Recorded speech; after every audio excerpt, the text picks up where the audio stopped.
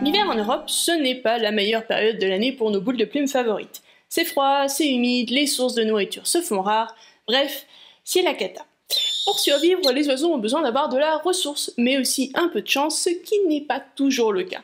C'est la raison pour laquelle de nombreuses espèces choisissent de quitter l'Europe pour des climats plus cléments et voyagent sur des milliers de kilomètres malgré les dangers qu'un tel périple représente. C'est vous dire si la situation en hiver pour les oiseaux est catastrophique.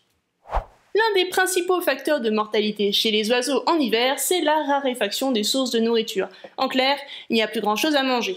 Les insectes sont cachés, hibernent parfois, les fruits sont tous tombés et déjà pourris, les noix et noisettes ont déjà été récoltées, et les graines aussi. Donc pour se nourrir, les oiseaux doivent déployer des trésors d'ingéniosité.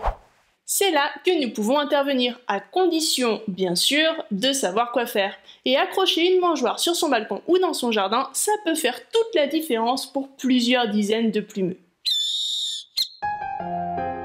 Aujourd'hui, nous allons donc nous intéresser aux mangeoires et à leur contenu.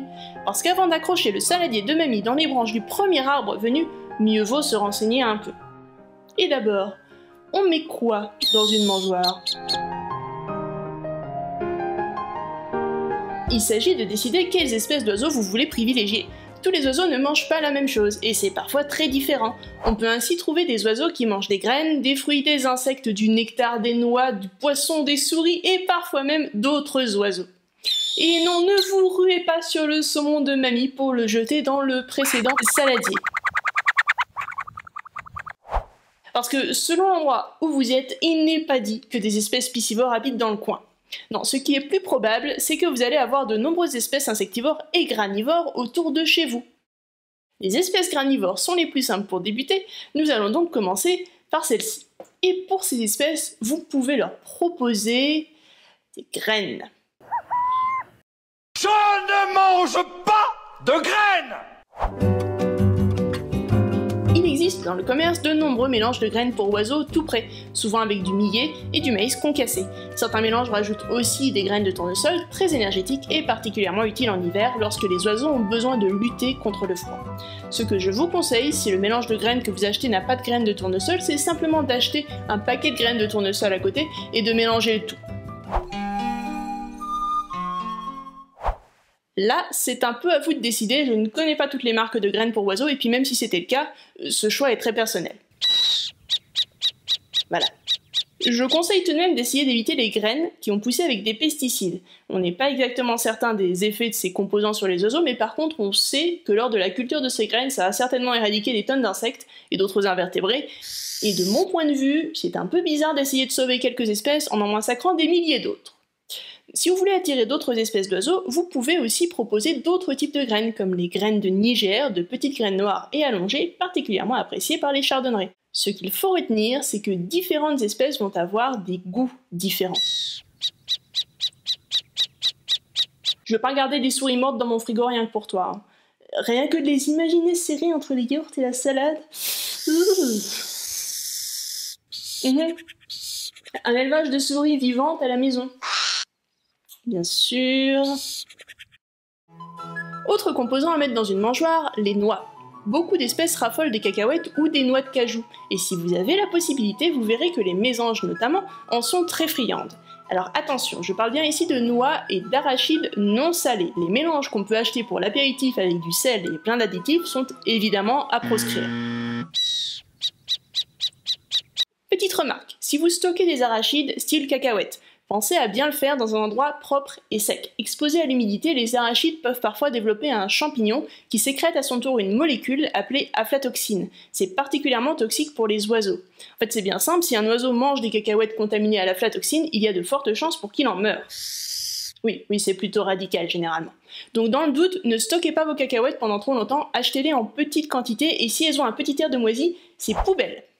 Autre contenu à mettre dans une mangeoire, les insectes. Alors c'est un peu plus compliqué à trouver, mais parfois certaines marques proposent des insectes déshydratés très faciles à utiliser. Sinon le mieux, c'est encore les insectes vivants. Oui, certes, en supermarché, ça risque d'être compliqué. Le meilleur moyen de trouver des insectes vivants, c'est encore les animaleries. Souvent, ils ont ce qu'on appelle des vers de farine qu'on donne à manger aux geckos ou aux hérissons. Et ces vers de farine peuvent tout à fait être utilisés pour les oiseaux, et vous verrez que c'est souvent les quelques vers de farine que vous mettrez dans la mangeoire qui disparaissent en premier. Généralement, les oiseaux en raffolent. Oui, enfin, là, tout de suite, j'essaie pas de nourrir des rapaces, là. Évidemment. Les vers de farine, ça s'élève aussi très facilement à la maison si vous ne voulez pas retourner à l'animalerie toutes les semaines. Il y a plein de tutos sur le net, je vous encourage à y jeter un œil si vous avez le temps. Et puis de toute façon, il est fort probable que je fasse une petite vidéo sur le sujet d'ici peu, que je mette ça sur Twitter, donc si ça vous intéresse, allez donc y jeter un œil. Enfin, la mangeoire à oiseaux peut aussi servir de plateau de fruits frais. Beaucoup d'espèces ont un régime alimentaire incluant des baies, voire des fruits, quand la saison le permet, car ce sont des aliments qui sont très riches en sucre. En hiver, il est possible de proposer des tranches de pommes ou des quartiers d'orange qui seront aussi très appréciés. Mais attention à ne jamais donner d'avocat, c'est un poison pour les oiseaux.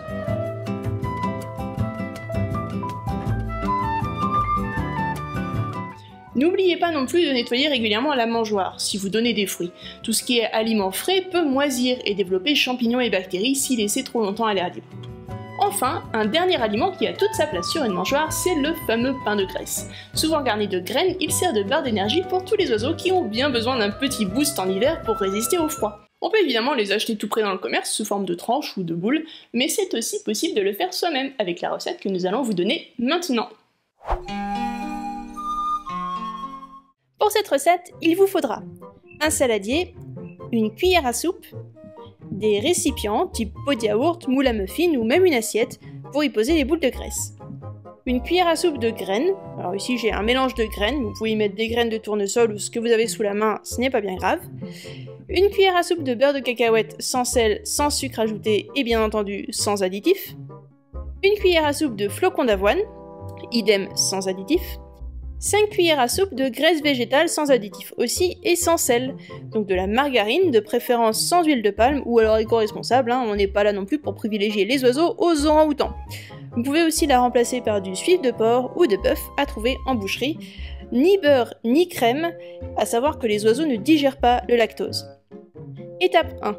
Dans le récipient, versez les différentes graines, puis le beurre de cacahuète et enfin la graisse. Mélangez le tout. La graisse végétale est un aliment riche en lipides, très énergétique pour les oiseaux, qui va leur permettre de résister au froid. Étape numéro 2. Mettez le mélange dans le pot de yaourt ou le moule à muffins que vous avez sorti. Vous pouvez aussi le façonner en pain de graisse si vous le mettez dans un moule à cake par exemple. Il vous suffira ensuite de couper des tranches. Étape 3, placez la boule de graisse dans le réfrigérateur pendant quelques heures. En fonction de la taille de votre boule de graisse ou de votre pain de graisse, il va peut-être falloir plus de temps pour que ça se solidifie correctement. Étape numéro 4, une fois la graisse solidifiée, placez-la dans une mangeoire spéciale à boule de graisse ou dans un récipient. Petite astuce, pendant que vous façonnez le pain de graisse, vous pouvez aussi prévoir d'insérer une ficelle ou un crochet pour faciliter l'accrochage.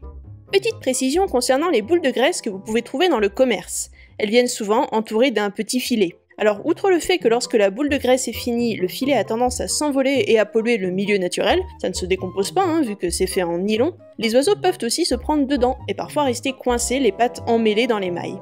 Et même s'ils n'en meurent pas toujours, ils peuvent aussi se blesser et perdre un ou plusieurs doigts. Donc si vous achetez ce genre de boule de graisse, n'oubliez pas de bien retirer le filet avant de les suspendre. C'est marrant, mais j'imaginais pas du tout faire de recettes de cuisine quand j'ai commencé les Miss Plume, moi. Merci. Et maintenant qu'on sait à peu près quoi mettre dans une mangeoire, voyons ensemble quel contenant peut accueillir ces contenus. Il existe des centaines de styles de mangeoires différents, donc je vais juste vous présenter quelques designs que je trouve intéressants, ou au moins pratiques, mais évidemment n'hésitez pas à tester d'autres formes, il y a plein d'idées sur le net, amusez-vous. Alors, bien sûr, vous pouvez simplement juste acheter une mangeoire, mais faites juste attention à ce qu'elle soit totalement sans danger pour les oiseaux. Ni fil de fer mal placé, ni pic en bois un peu trop pointu. Mais avant de faire les magasins, pourquoi ne pas en faire une petite avec ce que vous avez chez vous? Et si ensuite ça vous plaît, et que vous avez toujours envie d'améliorer votre matériel, vous pourrez toujours investir dans une mangeoire un peu plus pro. Quoi qu'il en soit, rassurez-vous, les oiseaux ne s'arrêteront pas à l'emballage, ils sont surtout intéressés par ce qu'il y a à becqueter dedans. Donc aujourd'hui, j'aimerais vous proposer de réaliser votre propre mangeoire avec des matériaux recyclés ou de vieux trucs qui traînent par chez vous. J'ai sélectionné 4 types de mangeoires différents et c'est à vous de choisir ce que vous préférez. La première, c'est une mangeoire faite avec une vieille bouteille d'eau et des cuillères en bois ou en plastique. Enfin, toi tu manges des rats, toi. Des trucs qui fouillent dans les poubelles. Là, je te propose une bouteille en plastique. Elle est lavée, elle est propre.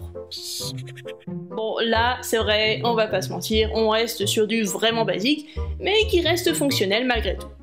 Pour le matériel, il vous faudra une bouteille en plastique de 50 centilitres, 3 grandes cuillères en plastique, de la colle, de la ficelle et des ciseaux. Prenez une bouteille en plastique, percez-y des trous de part et d'autre de manière à ce que les cuillères en plastique que vous insérerez dans ces trous soient légèrement penchées du côté de la cuillère. Les trous doivent être suffisamment hauts pour laisser passer des graines, mais pas trop larges pour que les cuillères ne tombent pas. Sécurisez les cuillères avec un point de colle de chaque côté. Percez ensuite le bouchon et insérez la ficelle qui vous servira à suspendre la bouteille. Ne collez pas le bouchon sur la bouteille car ce sera par là que vous pourrez la remplir de graines. Et voilà, votre nouvelle mangeoire est prête à être suspendue.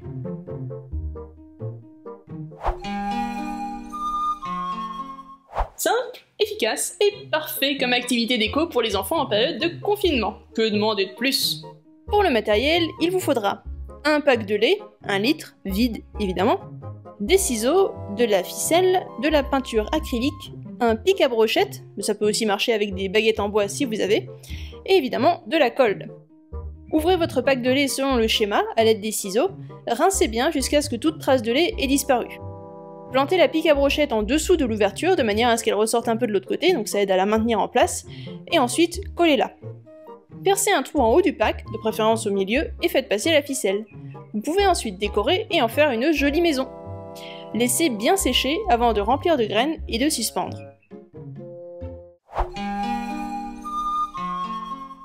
Il vous reste un vieux service à thé dont toutes les tasses sont chippées? Mamie vous a fait don de toutes ces tasses dépareillées et franchement pas tip top? Pas de problème, voici de quoi les recycler. Pour le matériel, il vous faudra une vieille tasse à thé avec soucoupe, une perceuse, 2 rondelles en inox de préférence, donc voyez en fonction du diamètre de votre corde et de la taille de la tasse, de la corde et des ciseaux, et enfin de la colle. Cette mangeoire peut se suspendre ou simplement se poser sur un muret, c'est à vous de voir. Moi j'aime bien la version suspendue et puis en plus on peut lui ajouter une deuxième assiette sur le dessus, ça fait comme un petit parapluie, c'est très sympa. Prenez votre tasse et soucoupe et percez au centre de chacune. Collez-les ensuite l'une sur l'autre en faisant attention à bien aligner les trous. Ensuite, passez la corde dans le trou de la tasse et de sa soucoupe, faites un nœud en dessous, ajoutez une rondelle sur le dessus pour bien fermer la tasse, et afin que les graines ne tombent pas une fois la tasse suspendue. Il ne vous reste plus qu'à accrocher cette mangeoire à la branche qui vous plaît et les oiseaux auront leur service à thé tout désigné. Il existe aussi une variante accrochée à une plaque en bois pour pouvoir la suspendre au mur, c'est pas mal, et puis ça fait très art déco, moi j'aime bien. Celui-ci est tout simple, mais il peut être très décoratif. Et puis c'est parfait pour recycler les vieux pots en terre cuite de votre dernier échec en matière de jardinage, hein, plutôt que de les laisser moisir dans un coin de la remise. Non, ne me remerciez pas, c'est cadeau. Pour le matériel, il vous faudra un pot en terre cuite, 2 soucoupes en terre cuite, un petit peu plus grandes que votre pot, une perceuse, de la corde, des ciseaux, de la peinture acrylique, 2 rondelles en inox de préférence. Comme pour la précédente, voyez en fonction du diamètre de votre corde et de la taille des trous dans les soucoupes. Pour celle-ci, il s'agit de percer les 2 soucoupes au centre de chacune. Le pot en terre cuite devrait déjà avoir un trou au fond, et puis si c'est pas le cas, faites-en un aussi. Percez ensuite 4 trous au fond du pot sur les côtés, comme indiqué sur le schéma. Ces trous serviront à faire passer les graines, donc prévoyez de les faire assez larges, au moins 1 cm de diamètre chaque. Une fois tous les trous percés, faites un nœud à l'extrémité de la corde. Faites passer d'abord la première soucoupe, celle qui servira de plateau de distribution, puis le pot, les trous vers le bas, et enfin la première rondelle pour bien boucher le trou de fond du pot de fleurs. Faites un nœud au-dessus de la rondelle pour bien fixer le tout, puis enfilez ensuite la deuxième soucoupe bord tourné vers le pot. Elle servira de toit pour les oiseaux et surtout de protection pour la réserve de graines dans le pot de fleurs. Rajoutez ensuite la deuxième rondelle pour fermer le toit, et ne faites surtout pas de nœud car pour remplir la mangeoire, il va falloir soulever la soucoupe. Vous pouvez ensuite décorer la mangeoire avec la peinture, et même la vernir si le cœur vous en dit. Il est aussi possible de la fixer sur un poteau au lieu de la suspendre ou sur un muret, c'est au choix. Et voilà, il ne vous reste plus qu'à remplir de graines et attendre patiemment qu'une boule de plume veuille bien s'y intéresser. Mais pour ça, faites aussi attention au placement de votre mangeoire. Si les oiseaux ne s'y sentent pas en sécurité, il y a de fortes chances pour qu'ils préfèrent aller voir chez le voisin. Quelques conseils donc pour bien installer votre mangeoire. Installez-la dans un endroit qui offre une bonne visibilité aux oiseaux. La plupart de vos petits passereaux sont des proies avant tout, et ils aiment bien pouvoir voir loin afin d'identifier les éventuelles menaces avant qu'elles n'arrivent. Exit donc la mangeoire calée au fond d'une minuscule impasse sans visibilité, il y a de fortes chances pour que personne ne vienne. D'ailleurs, tant qu'on est sur le sujet des dangers pour les osios, assurez-vous aussi que les chats n'ont pas d'accès direct à la mangeoire. Ne l'installez pas sur un muret si vous avez des chats dans le quartier par exemple, ou bien évitez aussi les fourches des arbres. Préférez les mangeoires suspendues, accrochées au mur, voire même les mangeoires sur poteau, mais suffisamment hautes pour empêcher Minou de sauter dessus. Et si vous accrochez la mangeoire à une branche, vérifiez bien que la branche en question soit capable de supporter le poids de la mangeoire et des graines. Ce serait dommage de la retrouver en miettes sur le sol. En fonction des oiseaux que vous souhaitez attirer, il faut aussi savoir que certains préféreront certains types de mangeoires à d'autres. Les pigeons, par exemple, ont tendance à manger au sol, donc offrez-leur plutôt une assiette posée au sol, ça suffira. Les mésanges sont de vrais acrobates et adoreront les pains de graisse suspendus qu'elles picoreront la tête en bas. Et si vous avez la chance d'avoir des colibris dans le jardin, il existe aussi des mangeoires à nectar à remplir avec de l'eau sucrée. Concernant l'entretien des mangeoires, il faut bien évidemment les nettoyer régulièrement et les désinfecter aussi souvent que faire se peut, et ce pour éviter la propagation des parasites et des maladies. Surtout dans le cas de la nourriture qui périme, comme les fruits par exemple, il faut nettoyer avant que ça ne commence à pourrir. C'est ça. Et ça peut être dangereux pour nos amis à plumes. Le mieux, c'est encore de servir une petite quantité de nourriture à la fois, juste ce qu'il faut pour tenir 1 ou 2 jours. Comme ça, la nourriture n'aura pas le temps de se gâter et vous pourrez facilement nettoyer vos mangeoires vides avant de les re-remplir. Et si vos mangeoires sont en bois, vous pouvez appliquer un traitement à l'huile de lin à renouveler chaque année. Si vous voulez plus d'idées sur comment nourrir vos oiseaux au jardin, il existe plein de petits livres avec pas mal d'astuces. Alors j'ai celui-ci, qui est plutôt correct, avec un bémol cependant, il propose une mixture pour nourrir à la main des oisillons. Et là, on touche à un point important que je voulais aborder dans cette vidéo qui concerne l'alimentation. Ce gros bouquin, là, voilà, c'est un livre exclusivement dédié à l'élevage d'oiseaux en captivité, et il contient plus d'une vingtaine de mélanges différents pour les jeunes oiseaux, et un grand nombre en fait de variations pour ensuite les adapter à chaque espèce. On arrive donc à plusieurs centaines de recettes différentes, voire plus. Très honnêtement, j'ai pas compté. Mais tout ça pour vous donner une idée de la complexité, en fait, du sujet quand on parle de l'alimentation. Et en plus, ça, c'est un vieux bouquin de 87, donc on a encore progressé depuis. D'où le fait que ce genre de petits livres et de petites recettes généralistes comme présentées dans ce bouquin, où on donne la même chose à tout le monde, eh ben c'est pas top. On se retrouve ensuite avec des carences alimentaires, voire même un mauvais développement de l'oisillon qui peut conduire à des malformations. Donc si vous n'êtes pas spécialiste, allez simplement donner l'oisillon au centre de sauvegarde de la faune sauvage le plus proche, et ne tentez pas ces mélanges un peu hasardeux, l'oiseau vous en remerciera plus tard. Et croyez-moi, rien qu'en posant une mangeoire dans votre jardin ou sur votre balcon, vous aurez déjà beaucoup aidé les oiseaux de votre quartier. Bref, sur ce, je vous souhaite bonne chance dans vos futurs bricolages, et je vous dis à bientôt pour de nouvelles aventures avec des plumes.